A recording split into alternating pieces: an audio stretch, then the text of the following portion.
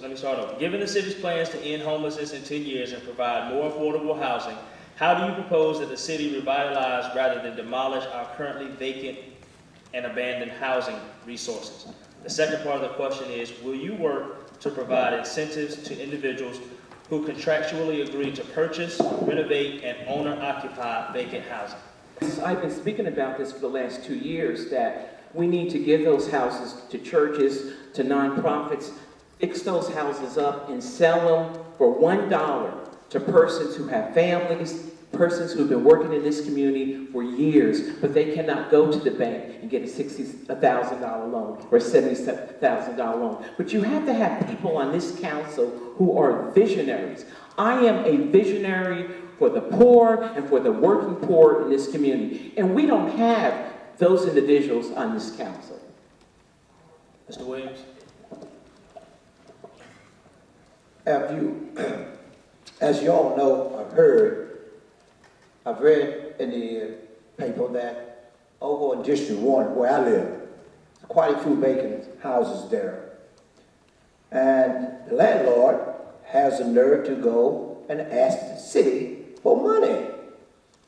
And I think they shouldn't ask the city for money.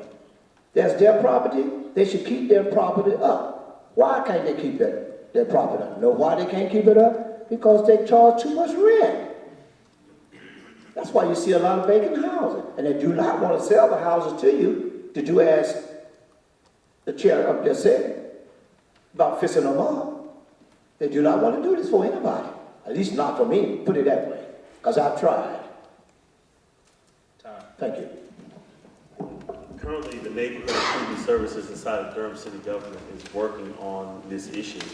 I do believe that they were underfunded to address the issue, and that we need to understand that blight begets blight. We have to have a strategy for eliminating blight.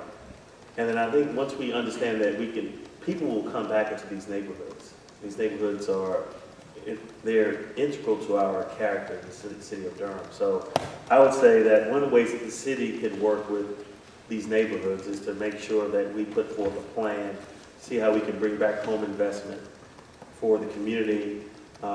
Ending homelessness is an important issue, but I don't think we should end homelessness and deteriorate the community by not providing housing for people who are in need of housing. This is an issue that we faced on the 4 years that I have been in council. On the one hand, some vacant homes in some neighborhoods harm that neighborhood. That's the reality. They become dens of crime and prostitution and really help establish like a cancer coming into that neighborhood. Now, I'm a preservationist, but I hope I'm a realist too, and not every old home can or should be saved. On the other hand, we do have houses that can be saved. We have one that we're looking at right now, for example, in that Cleveland Holloway Street neighborhood. And I think we were going to tear it down through the NIS, but hopefully we have reached a compromise, and that home will become the home to the new owners who will renovate it in a proper fashion. Time. Mr. Harris? To the second question, the answer is yes. I would support people moving into these homes and renovating them. To the first question, I am on the committee to end homelessness in the next 10 years. I support that program. One of the things I don't want to do, though, is one of the reasons the community become blight is because of crime. We can't work in a silo. We have to work together. We have to make the community safe for people that want to move there, whether they're homeless or not. But again, it takes a community to do that. So we have to work together to make sure the community is safe to put anybody in it, whether they're homeless or not. As long as it wasn't substandard, I would take funds from the city that we have, hire the folks that are out on the street that can't get jobs, fix the houses, they train them in the process. We have Habitat for Humanity.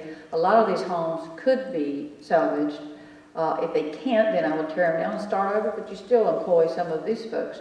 You could save a lot of money, and then when you're finished, Jack Kemp, old Republican, came out with a plan to actually give the folks their houses, and I would be ready to do that, to actually deed the house to them. Ownership, when they own or have an investment in that community, they're going to take pride in it.